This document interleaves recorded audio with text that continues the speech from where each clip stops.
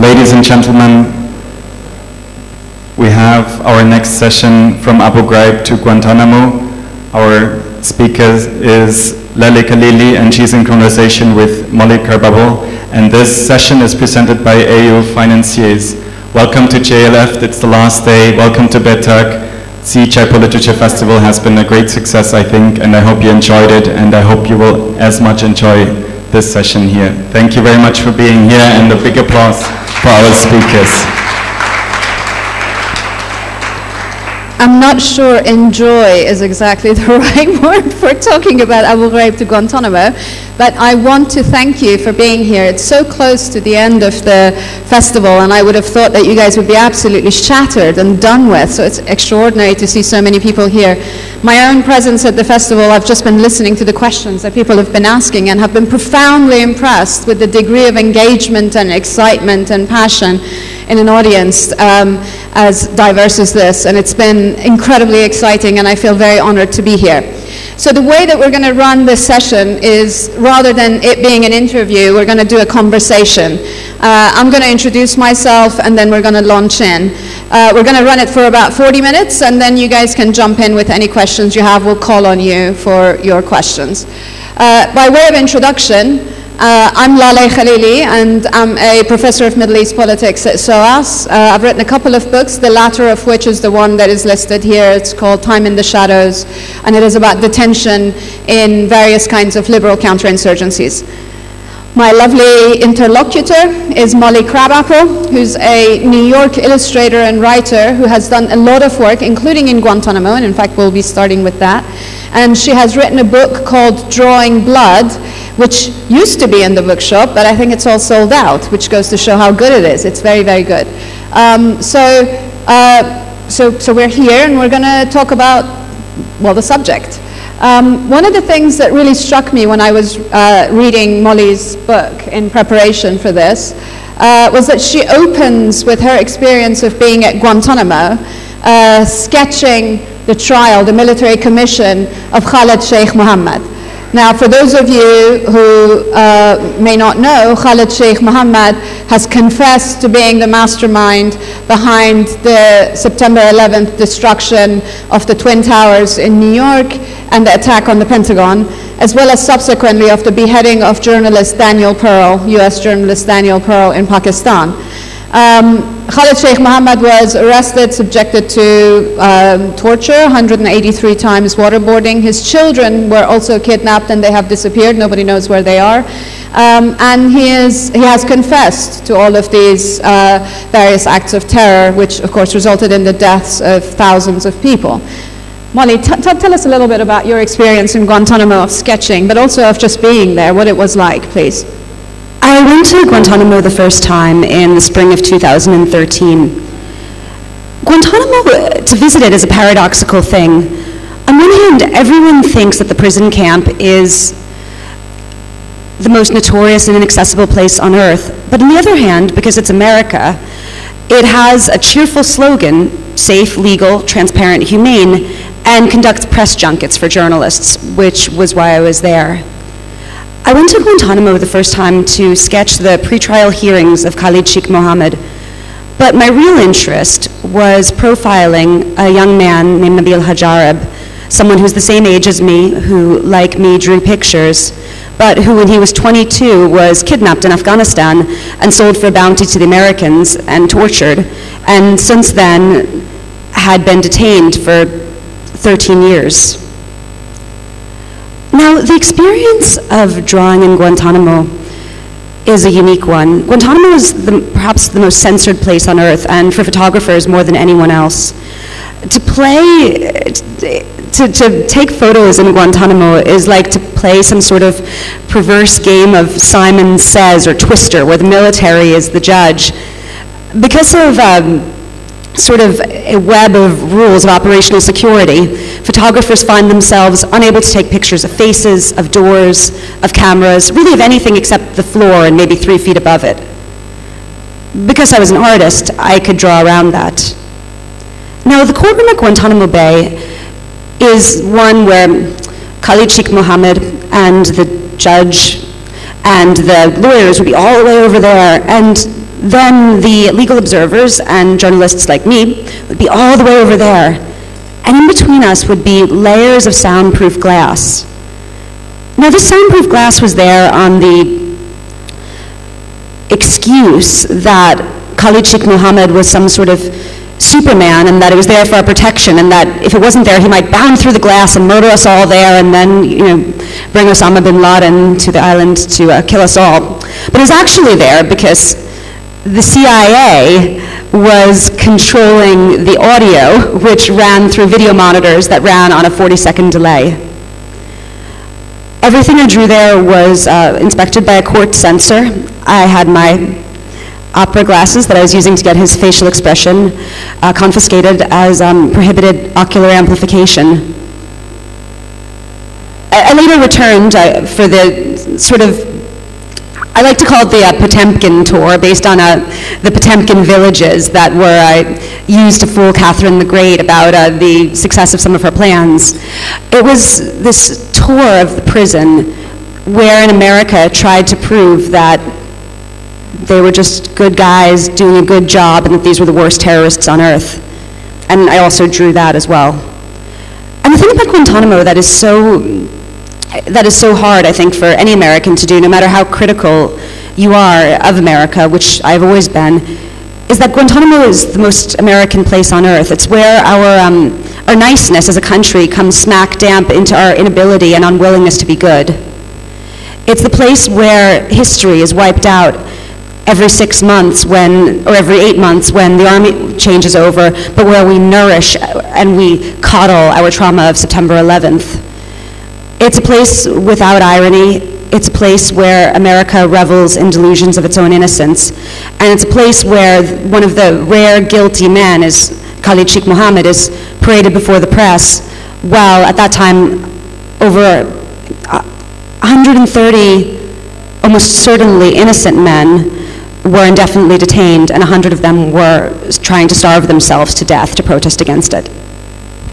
I think what's interesting about Guantanamo is that it has a history that, like so much else in the US, has been forgotten. I was speaking earlier to a poet here in the audience, an American poet, who was talking about the extraordinary ability of Americans to forget, this kind of a congenital amnesia.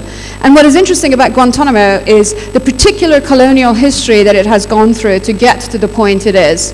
As you may or may not know, it is actually the bit of Guantanamo where the US naval base is located, where the detention center is a tip of the island that is owned by Cuba, which when the US was colonizing in the early 19th century, end of 19th century, early 20th century, colonizing bits of the Caribbean, and by colonizing, I really do mean that. They were actually setting up colonial administration in those places.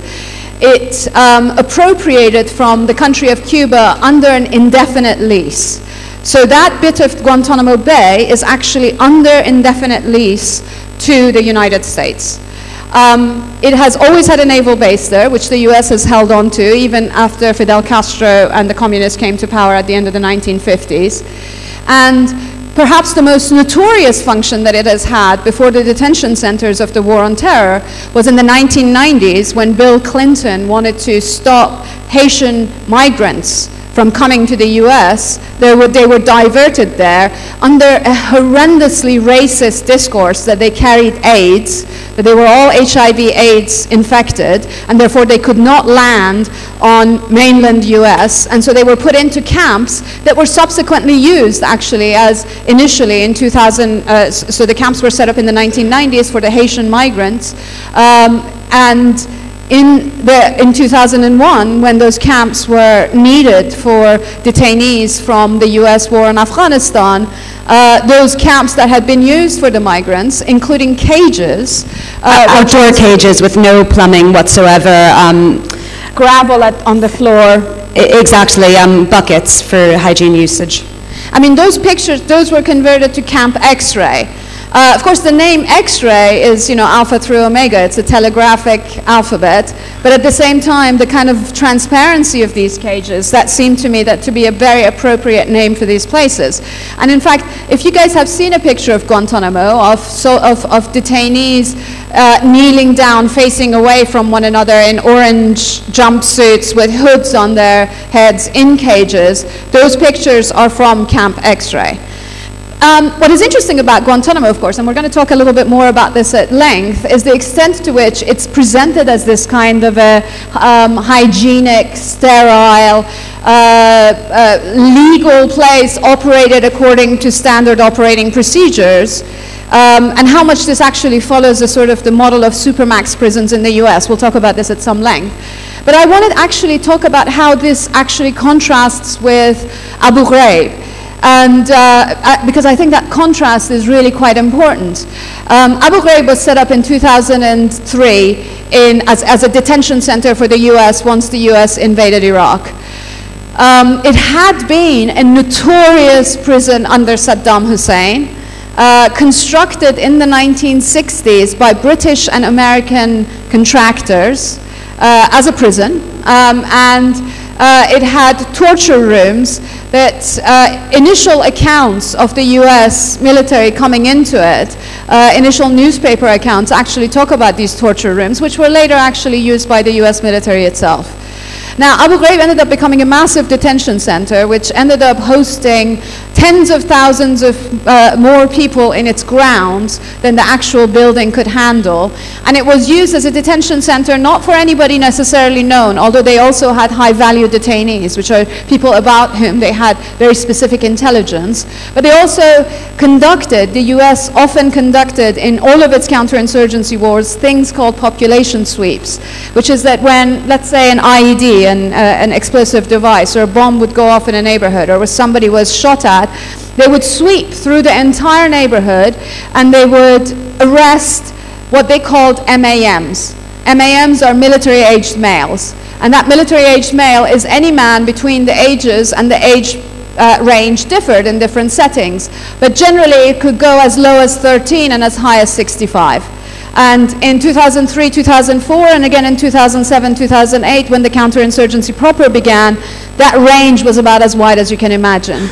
So actually, Abu Ghraib held all of these different people. And of course, the pictures from Abu Ghraib is where we began to see some of the ways in which the processes of interrogation, detention, etc., were not as humane, as clean and sterile as it was advertised to us. But we'll talk about that in a moment as well. One of the things that they claim at Guantanamo, one of their particularly interesting claims, is that they treat detainees at Guantanamo better than they treat American detainees, than they treat American prisoners. And this is actually a very interesting thing. In America, there is a belief that that us Americans treat prisoners best in the world, or at least of a very, very high standard. But in actuality, the American prison system, the regular American prison system, is something that in its way is as deeply unjust, as violent, and as racialized as anything that Guantanamo is. In America, we have a system where African Americans are vastly, vastly, vastly overrepresented in prison. We also have a system where people are encouraged to plead guilty to crimes, because if they don't plead guilty to the crime, they'll have to serve a much longer sentence if they lose their trial. It's like you're haggling, with a clothing salesman, except instead of a price on clothing, you're haggling with years of your life. America is also a place that routinely does things to its prisoners that either anyone would say are torture, or that most people would say are torture. One person that I profiled was a young man who had originally been arrested for possession of drugs, and he was held in solitary confinement for 14 years. And by solitary confinement, I'm in a room with no window, where there's, a little hole in the cell door that's been covered over with plexiglass. and that's covered with mold, and where the water is rust brown, and where it turns boiling in the summer and freezing in the winter, and where he wasn't allowed to read books for years. So this is how America treats people who, you know, are its citizens. I think that it's very important to mention this because Gitmo is not separate from America. Gitmo is not an exception from America. It's part and parcel with it. It's part and parcel with the way that America does incarcerations, whether, as Layla says, during one of its counterinsurgencies and one of its wars abroad, or whether to its own citizens. I think it is really important to establish these connections because in some senses the fact of racism and the particular procedures through which actually detainees are held is profoundly similar. I mean, one of the things that people often talk about as being one of the shining sort of democratic achievements coming from Magna Carta and being transported to the US is the writ of habeas corpus. Habeas corpus is claiming the body, so in some senses a lawyer can issue a habeas corpus for somebody who's detained, and that person has to be brought in front of the courts. They have to have the right to be seen by the court. And one of the interesting things, of course, has been that the biggest legal contentions around Guantanamo has been around the question of habeas corpus, whether or not those detainees that are held in there are actually prisoners of war, or which prisoners of war are not supposed to be tried, or are they detainees that need to be subjected to regular procedures of trial and detention and trial. And of course, you know, the debates over the habeas corpus ended up going to the Supreme Court, and there are huge numbers of precedents that were invoked in the case of those. What is interesting is that we often think that habeas corpus is a kind of a fait accompli. It's something that every prisoner who's a citizen of the US and who goes through the regular US prison system it's a privilege that is, in fact, not a privilege, it's a right of theirs. And one of the stories that, of course, has been quite significant is the story of this guy at Rikers. Yes, this young man, he was a teenager, Khalid Browder, I believe his name was, and he was arrested for stealing a backpack. He would not plead guilty. He refused to plead guilty for stealing the backpack. But he didn't have enough money to pay his bail, bail being the amount of money you have to pay to be outside of jail waiting to your trial. And so they held him for 3 years until they dropped the charges because they realized that he didn't actually steal the backpack. But in those 3 years, they beat him repeatedly. There's video footage of it. And they held him in solitary confinement. And when he was out of prison, he killed himself. And this is a guy who is actually a US citizen, US citizen, being held for a minor crime in Rikers prison, which if any of you guys have watched Law and Order, you know that it's in the city of New York, it's a regular prison. And so those same systems were transported quite comfortably to the other institutions that the US uses in its war on terror and in its wars overseas. Now there are mechanisms for this transport of practices and legal regimes, which I talk about in my book. One of the things that is, for example, fascinating about the people responsible for Abu Ghraib. Do you remember those pictures of naked detainees covered in their own shit, made to sort of form human pyramids, made to stimulate homosexual sex, or being held by a leash, or being essentially extremely humiliating pictures of both physical and psychological torture against detainees' bodies and dignities.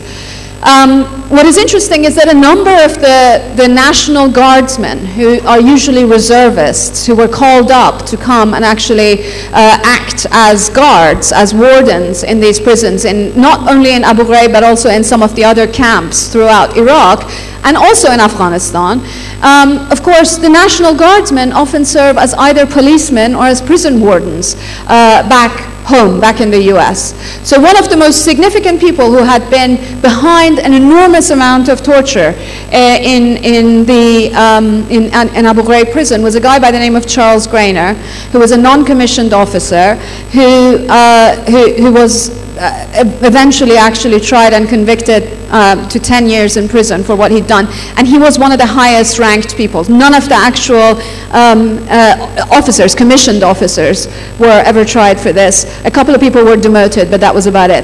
Anyway, Charles Grainer, who actually was responsible for some of the absolute worst torture in Abu Ghraib, had been a prison warden in Nebraska, I believe. Pennsylvania. Pennsylvania, and he had been accused, in fact, he'd been suspended for some time from his prison warden jobs because of using sexual torture against American detainees in an American prison. So these practices were completely something that have been brought over. The US Congress research arm has issued reports about the institutionalized use of rape by prisoners in prisons, which is allowed, in fact, encouraged by prison wardens and prison administrations as a form of disciplining prisoners. I mean, often when you watch any American law and order and procedural, police procedural show, you'll see the jokes being made about, oh, you don't want to go to prison, you don't know what's going to happen to you in prison. What is interesting about that is in fact, although it is prisoners, for example, raping prisoners, it is completely institutionalized in the sense that the police intentionally turns a blind eye, the prison wardens intentionally turn a blind eye to it, and not only do they turn a blind eye, they often give free range to the most sexually sadist or the most sexually violent prisons. And so in some senses, those practices that exist within the prison system in the United States are just taken wholesale and transported outside. Now, what is interesting is that aside from the people that actually that move these procedures in their bodies, the guards and the wardens, actually the prison administration procedures, they often have manuals about how you sign people in, sign people out, all that stuff. Those kinds of prison manuals also were initially written in Iraq, to a lesser extent in Afghanistan, but in Iraq they were written by contractors who themselves had been contractors in prisons in the United States. So there's a major connection between these counterinsurgency prisons and the carceral system that exists in the US. And I think that the sort of the racial element underneath this, the anti-black racism that exists in the US, but also which has been extended now to Islamophobic forms of racism against often South Asian or Middle Eastern men, is something that was wholesale taken and dumped over in the counterinsurgency wars. The same is also true actually of many of the Abu Ghraib and of the Guantanamo wardens, many of whom actually either have come from those prison and police systems into the military or are going into it. And so there's a traffic in some senses, there is a transaction that is going on between these counterinsurgency prisons and domestic prisons, which is profoundly troubling because in some senses, not only it institutionalizes, it universalizes forms of American racism, forms of American prison abuse, which as you know, it's, the US has the highest per capita number of prisoners anywhere in the world, and that prison population is of course disproportionately African American. And of course, one of the ways that America or other states with pretenses of being liberal democracies or who are liberal democracies, one of the ways that they kind of justify and get away with these sort of practices is through mutations of language.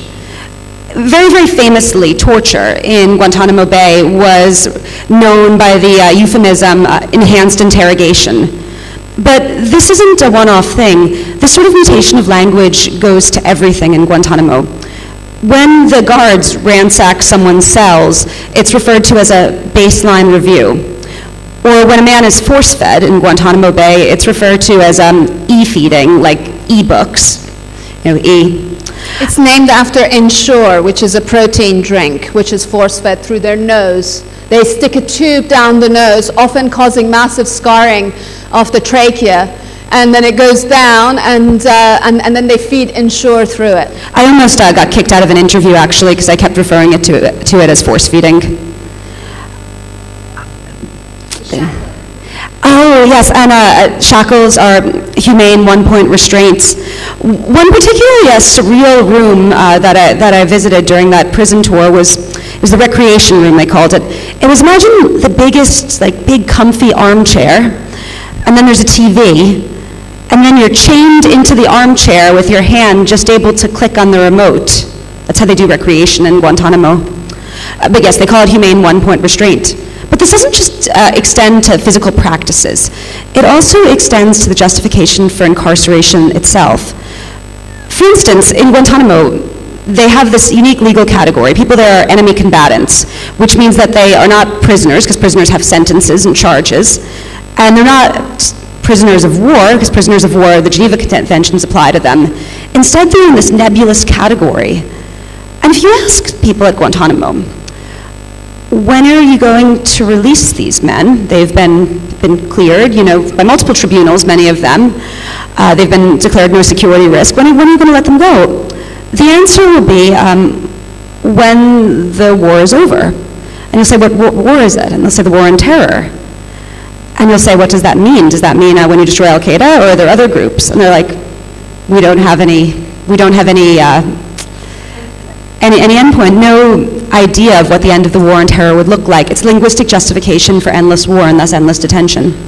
And I think that it's really important to talk about this mutation of language in the context of law, because of course these categories, the enemy combatant, is not simply a new label for somebody. It actually is now a legal category.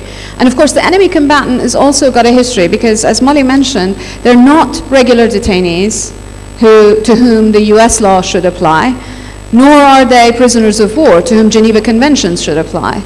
They are this nebulous category, and it's actually a legal category. So it's not that it's a no man's land. It's not a legal black hole. It is precisely a legal space. And I think this is really hugely important to note, that this is a liberal country that claims to follow the rule of law.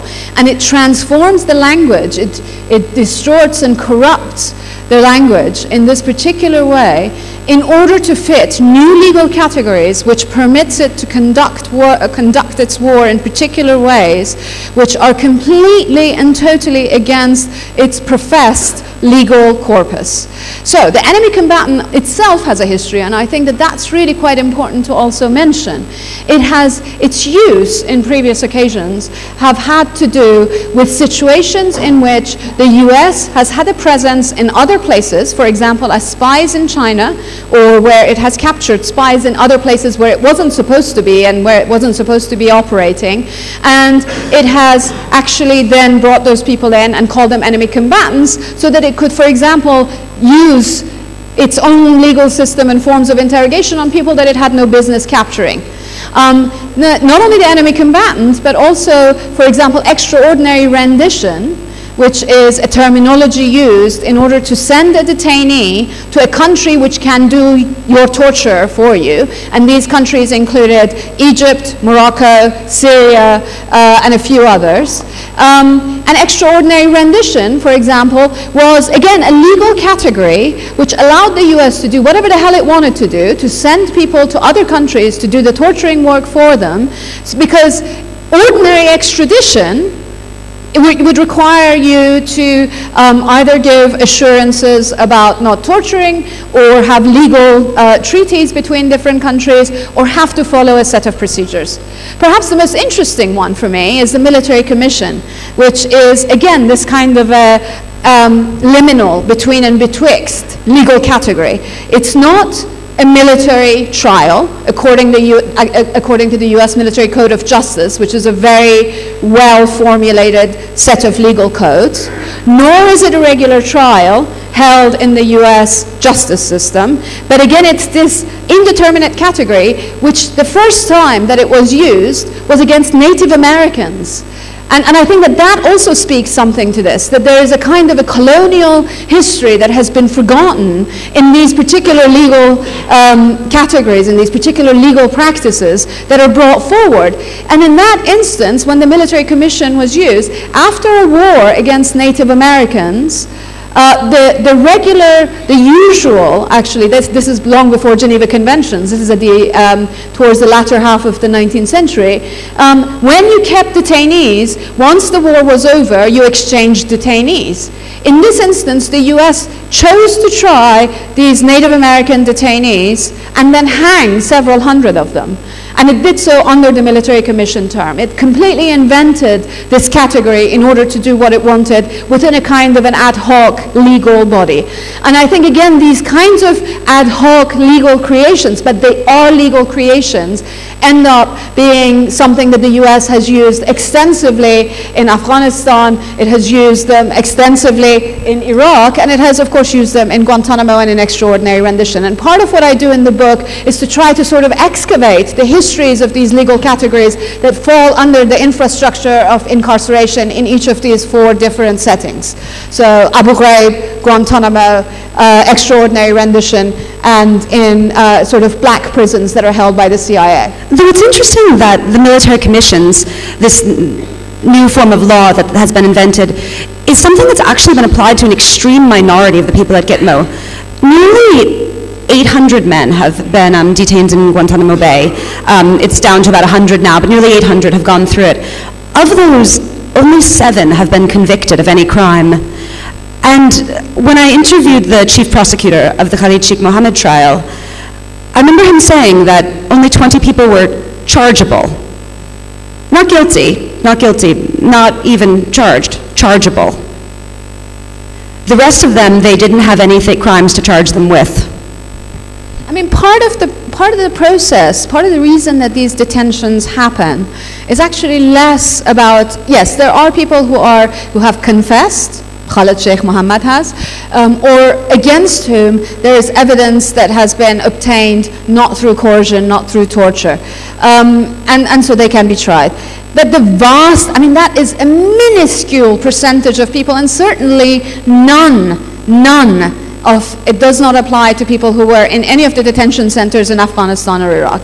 And so one wonders, what is the point of these detention centers? I mean, you can say that, okay, so they're prisoner of war camps, except that they're often not operated according to Geneva Conventions. So they're not really regular POW camps. You're not supposed to be conducting interrogations, never mind enhanced interrogations of detainees. You're not supposed to be beating up detainees if you are holding people under the Geneva Conventions. And yet those were things that regularly happened. I mean, I think one of the things that is pretty extraordinary, for example, is the caliph of ISIS was a detainee in Camp Nama in Iraq. And many people say that before that he was just some regular old dude, and this process completely and totally radicalized them. This process of being subjected to beatings in Camp Nama was particularly famous because the US Special Operations Forces ran a pretty brutal regime of detention and incarceration there, again for tens of thousands of people. But these detention centers are not only used for that kind of sweeps of populations, for teaching others how to do, they are also intended sort of as spaces in which you can try recruit agents, because intelligence is quite significant to these forms of counterinsurgency.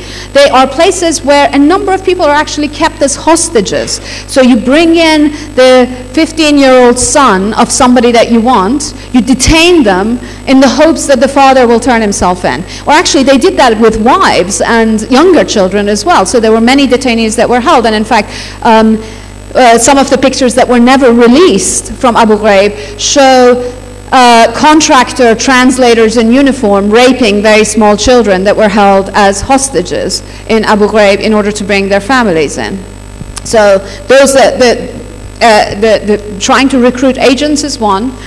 Trying to teach a lesson to the population and sort of put the fear of God into them is another, or fear of the US into them is another. The process of hostage taking is a third.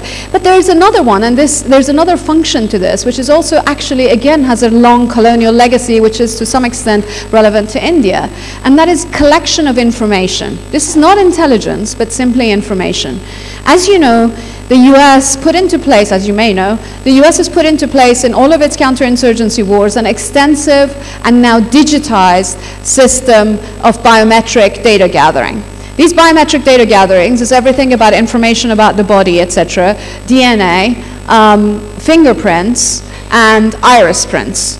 And these massive databases also combine, so for example, Saddam Hussein's databases of former detainees, former prisoners, former workers, interior ministry workers, military workers, all of those databases of fingerprints and information were actually incorporated into this larger database that the US has set up.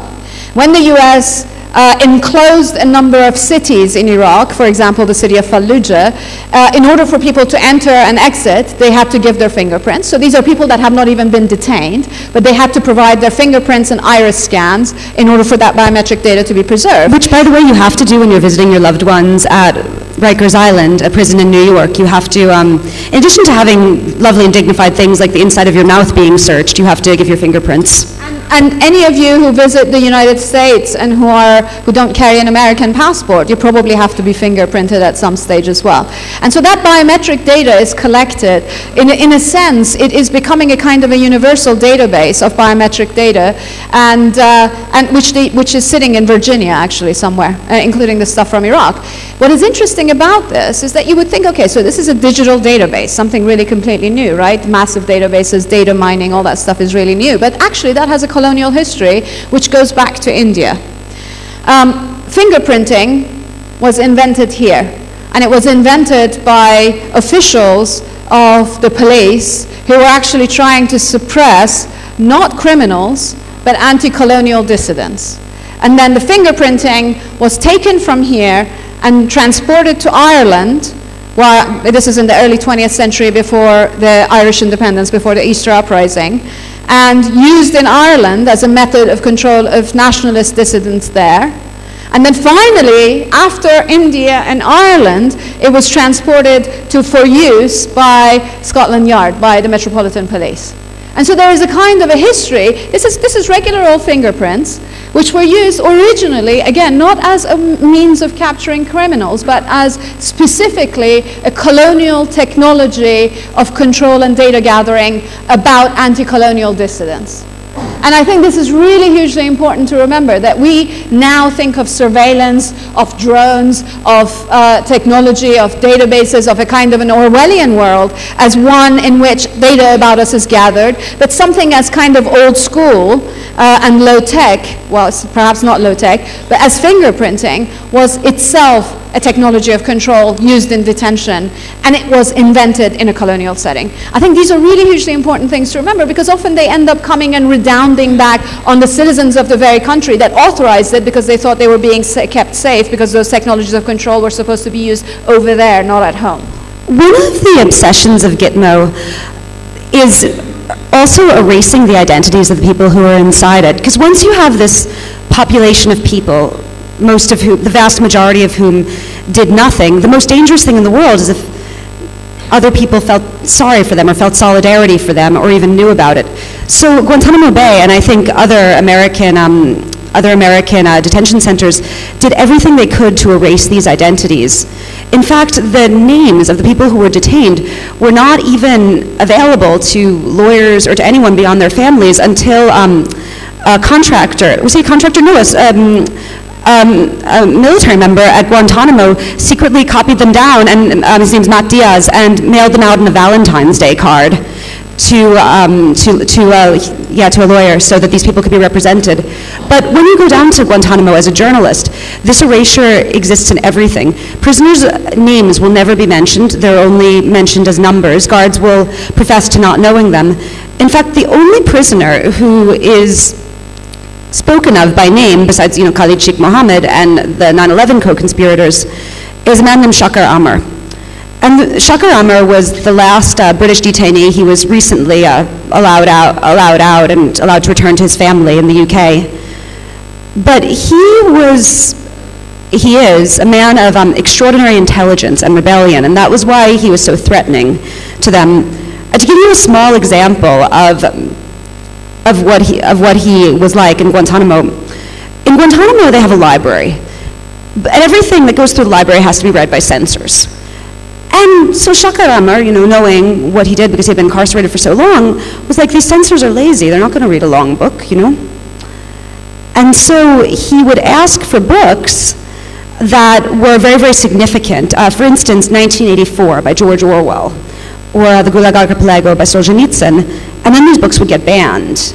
And then Shakaramer would write very eloquent editorials for newspapers about how Guantanamo Bay had banned 1984 and why. And I must admit I am doing my own analysis of his motivations, but I do believe he knew that they were going to be banned, and I do believe the reason is because they're long books, particularly Solzhenitsyn. But because of actions like this, because Shakaramer is eloquent, and because he writes, and because he's an organizer, and because he's someone who frames his work in sort of a transnational discourse of politics, like Shakaramer is someone who might quote Malcolm X, for instance. He was very, very threatening, and he aroused the unique ire of the prison, despite the fact that he, you know, was completely cleared. And you see that sort of erasure, because these prisons can only happen if the people inside them are viewed as faceless boogeymen in orange jumpsuits, not as men with families and children and lives and loves and hates and legitimate grievances.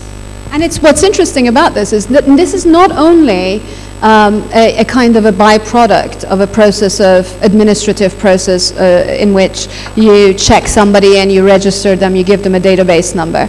There are actually Freedom of Information Act releases, specifically by the CIA, but actually those standard operating procedures tend to travel between the institutions, CIA and the military, in which they specifically speak about how, as part of the initial post-arrest procedure, you want to disorient the prisoner as much as you can, because that way, by disorienting them, you can actually get most information out of them. And that process of disorientation includes an erasure of their personhood. That erasure of personhood is hugely important, because the more a person has been depleted of their own self, the more they're said to be amenable to recruitment, amenable to being a docile prisoner, amenable to reporting on other prisoners, acting as an informant, whether in the prison population or outside of it.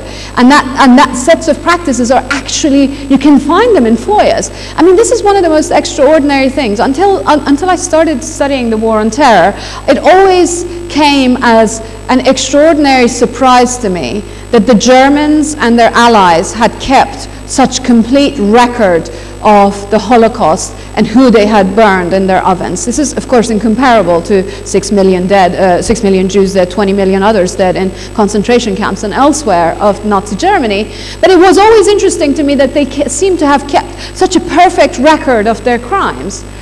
And now that I'm actually studying the United States, it becomes clear that in a kind of an industrial age, there is this compulsion of the states to maintain a record of everything they have done. And one of the most extraordinary, heroic things that has been happening has been either the work of the whistleblowers, like the soldier who sent the Valentine's card full of names and detainee numbers of Guantanamo detainees to one of the lawyers, for which she was incidentally punished, interrogated, placed under surveillance, etc., for years and years, or through Freedom of Information releases. And what is also interesting about that is that the US has released literally millions of pages of documents under Freedom of Information. And part of their strategy has been to release these documents in the hopes that the sheer volume of the stuff will actually deter people from sitting there and going through them. I mean, some of this documents, 35-page document has only a single line that is not redacted in, black ink. But there are actually also other documents that are extraordinary. And then you've got, of course, the extraordinary work of Chelsea Manning in the WikiLeaks, both of diplomatic release, but one that has been forgotten and I think are just as important, and those are the documents from Iraq. Chelsea Manning, before releasing the diplomatic documents to which she had access, she released a series of documents which she had access to from the US operations in Iraq, which actually have been probably some of the most useful stuff that I could find in confirming everything else that you heard from the detainees. I interviewed a number of Abu Ghraib and Camp Nama and Camp Cropper detainees. Everything that they said was confirmed in these documents because, of course, the US has a compulsion to keep records of everything. Chelsea Manning also released the Guantanamo Tribunal logs. And these were incredibly useful because they revealed the surreal and ludicrous basis that these people were held. For instance, there is an Al Jazeera cameraman, Sami al-Hajj, who was kept in Guantanamo for, I believe, 5 years. He was beaten so badly that he still has problems with his shoulder. And these logs actually say that one of the uses that he has for intelligence is for interrogating him about Al Jazeera. Yes. So these kinds of things are actually stuff that you would think they seem so banal, but why do you need to beat somebody in Guantanamo to get information about Al Jazeera? But it seems to be one of the ways in which US gathers intelligence. Okay, so now what we're going to do is since we've talked for 40 minutes, we're going to open the floor to questions. The person in the front, since you raised your hand right away. Thank you, Dr. Khalili, for that thought-provoking talk. As Michel Foucault would say, that these disciplinary societies often make these prisoners faceless and therefore remove the empathy. And that's been their tool for subjugation. But my question is a little different from that. And I would like to throw it both to the journalist, Molly Crabapple, as well as to you, an academician, is that when in 2008 Barack Obama came into the presidency, one of the sort of major promises he made was to close down the Guantanamo Bay. Now, recently there has been a CIA report that says that torture does not actually yield the amount of, successful information gathering that it is made up to be in the movies and the TV series. So, then what more is this administration looking for as proof? Or how is it sort of justifying the existence of Guantanamo still in 8 years later?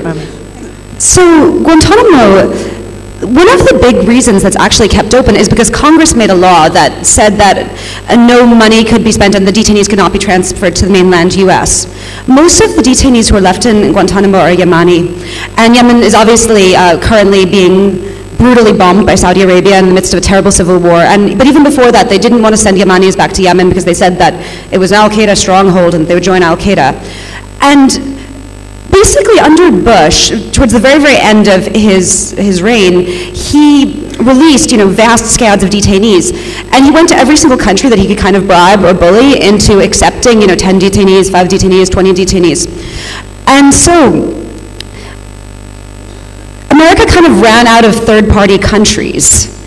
And this is especially because America won't usually allow the countries, at least if they're not European countries especially, to just release the detainees to have normal lives. It wants them to surveil them. It wants them to have this very sort of lifelong, stringent control over the detainees. And most third-party countries that are remaining that haven't already accepted detainees don't want to expend their own resources to clean up America's mess and human rights violations. And so I feel like the strategy that I saw in Guantanamo was just to kind of keep it open, hope everyone forgets about it, and then hope everyone dies of old age. I mean, I think part of that is true. It's part of it is procedural problems. But part of it is also remember that the detention centers were not always intended for the purpose of gathering intelligence through interrogation. It was not what you've done, not whom you've bombed, not whom you've killed. It's about Al Jazeera. Or it is about scaring people, or it's about being a lesson for others, or it is about a form, or it's about feeding the beast. Once you create Frankenstein's monster, it becomes almost impossible to get rid of it. So I think that's part of the problem. Any women questioners? Yes, woman with the glasses. Hi, thank you. That was such a wonderful talk, and it's incredibly thought-provoking. I found myself getting, and I'm sure many members of the audience would feel the same, very outraged hearing this. It's just awful what you're talking about. Do you ever, just on a personal level, stop to wonder who the real bad guy is and who it is we should be questioning and punishing? Is it, for example, the US, or is it the people they are detaining? Who should be punished? Is that what you're saying? Who's the real bad guys? Well, okay, so I am the daughter of political prisoners. My parents were communists, and they were imprisoned for a very brief period of time, although my father was tortured, under the Islamic Republic in Iran. I tend to have an automatic sympathy towards prisoners, which was actually my impetus for doing the research on this book. And I think the question that it comes down to is not so much whether or not they're bad guys. Khalid Sheikh Mohammed has the blood of several thousand people on his hands. There's no question in my mind that he's a criminal of extraordinary magnitude. But I don't like to speak about a language of good and evil because it's a transcendental language which I don't think actually speaks of the politics behind these things, number one. And number two, having had parents who were imprisoned in a place which had no pretensions to liberal law and administration and being subjected to what they were subjected to, I assume that living in a country which saw itself as a beacon of democracy would mean that at least when it came to the treatment of prisoners, that it would follow its own set of legal mores, and I think legal norms and its own set of mores. And of course, what has become clear to me through the research on this is that essentially, even in a place such as a liberal democracy, law often is the handmaiden of politics, and that the reasons of state end up being far more significant. Now, having said that, I also want to say a little bit about the people I interviewed who had been in Abu Ghraib, because I think that we've paid a lot of attention to Guantanamo. I ended up interviewing a number of people who had been in Abu Ghraib, including that famous guy whose picture you've seen, who's standing on a box with wires hanging, hooded, with wires hanging off his hands. I interviewed them in Amman in Jordan. And one of the things that they told me, and this is really, I think, significant, is that many of those same guys, some of them had been Ba'ath Party sympathizers. Okay? Many had never taken up arms, but they had been Ba'ath Party officials, so Iraqi officials of Saddam Hussein's party, not by, and Saddam Hussein's officials, not just regular members, benefited in all sorts of ways from the regime's brutality, but also from the various benefits that it gave to its members. So these guys were some of the first wave to be arrested by the US. They were, of course, honed in on because the US had a list of Ba'ath Party members. But then once they were released, they were also subjected to the violence of the Shia militias, in fact, Iran-backed Shia militias. And the violence that these Shia militias, which ran, for example, the Interior Ministry, was far worse than anything that the US did to them. So some of these guys would tell me about being sodomized by the Americans, but then being drilled through the calf by the Shia militias. So these guys had gone through unspeakable things. Again, not innocent guys, these guys were officials, but I don't know what you would have to do in order to be both sodomized and have your calves drilled.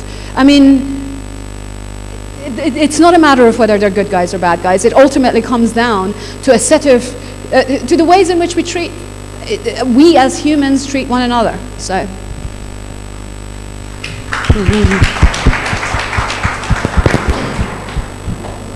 Yeah, what's for both of you, what do you really think of the prison industrial complex as the way it is in the US and the military industrial complex, and how does it really contribute to the anonymity of a prisoner? The fact that there's nobody who's a freedom fighter or nobody who's really considered for what he has really done. It's just an industrial complex. I think I want to say something quickly about that. You may have a different opinion about this. I used to think that in the US, because there are a lot of private prisons in the US, and that, of course, is the prison industrial complex, is usually those private prisons.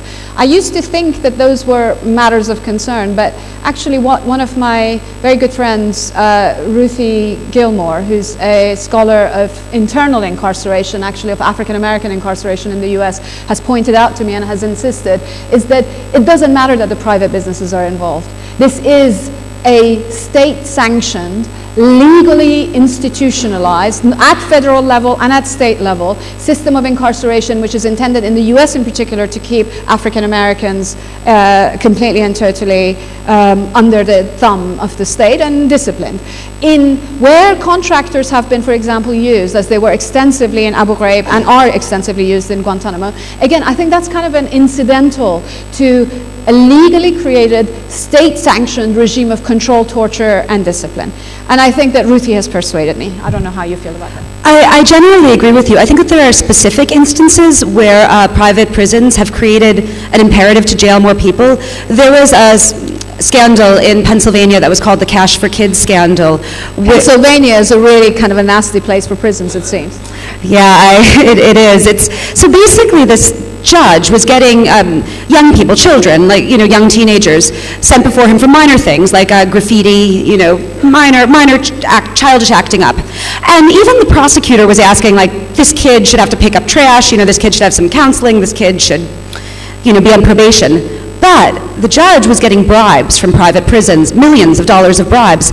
And so he was sentencing these children to brutal private prisons for which the prison was then compensated by the state. So while I agree with you that private prisons, that it's a myth that state prisons are somehow so much better, I think that in specific instances, it does lead to more incarceration. I think also with the detention centers and for immigrants in the US and for refugees from Central America, that many of these are private, and you see the impetus to incarcerate people rather than just having them, you know, wait at home for their asylum hearings.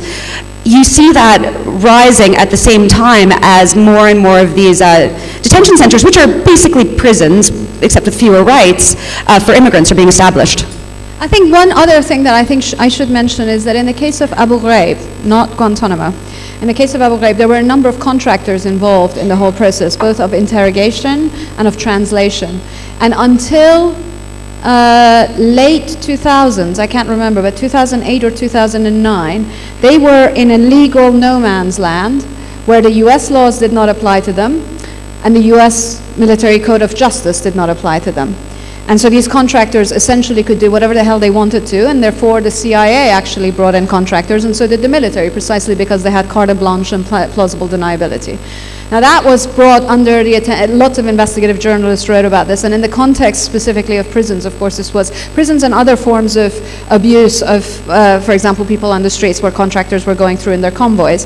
There was so much hell raised that they eventually said that any contractor that contracts for that kind of security work, they need to go on ahead and be subjected to some modified version of US military code of justice.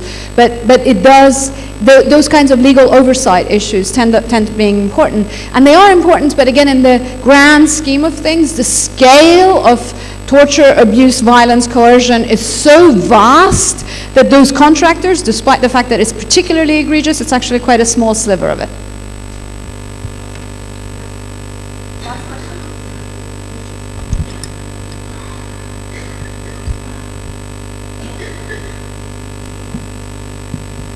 My question is directed to both of you. My question is that how does one really regulate or achieve a balance between effective disciplinary actions during interrogations in prisons so that it serves as a reason for deterrence and also at the same time prevent excessive violence in prisons?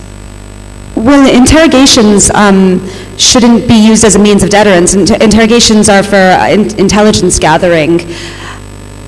Honestly, locking people in cages is usually a deterring factor enough. You don't need to torture them or threaten to rape their mothers, which is what they were doing. In the context of war, a country which claims to be, again, as I said, the beacon of democracy, and which is a signatory, beyond the bullshit about beacon of democracy, it is a signatory to the Geneva Conventions, the US is, and therefore it should follow it. In a condition of war, the Geneva Conventions require you that if you have detainees of war, prisoners of war, the only thing that they're required to give you is their name and their rank. And if you're a civilian and you're being detained, then you need to be trained with humane behavior. And if there's any interrogation to be done, it needs to be done under very, very, very, very strict rules. None of those things were obeyed. As I said, there were a huge number of Supreme Court cases that were brought to bear on this, many of which had to do with Geneva Conventions, and eventually, years into all of these detainees, when loads of these detainees were finally released, was when the Supreme Court ruled that in fact the Geneva Conventions did apply to these detainees. And so in those conditions, interrogation really shouldn't be a form of deterrence at all. And I think it's very important because it points to a confusion that sometimes happens between detainees in war and criminals. Yes. Yeah, in the case of criminals, you are interrogating them. Even there, it shouldn't be deterrence, because this whole argument about sociologists and criminologists have proven that this argument about detention as a deterrence simply does not hold. It just doesn't work. I mean, if it had worked, the US would be the most crime-free place on earth, right? They're holding enough people there. So. thank you very much for coming and for being so patiently sitting here and listening to these grim material. So have a lovely rest of the afternoon, and thank you very much for your hospitality. Thank you so much for coming. It's such an honor always to speak to you. Thank you, Laleh Khalili and Molly Crabapple, for sharing your vast knowledge on the topic from Abu Ghraib to Guantanamo.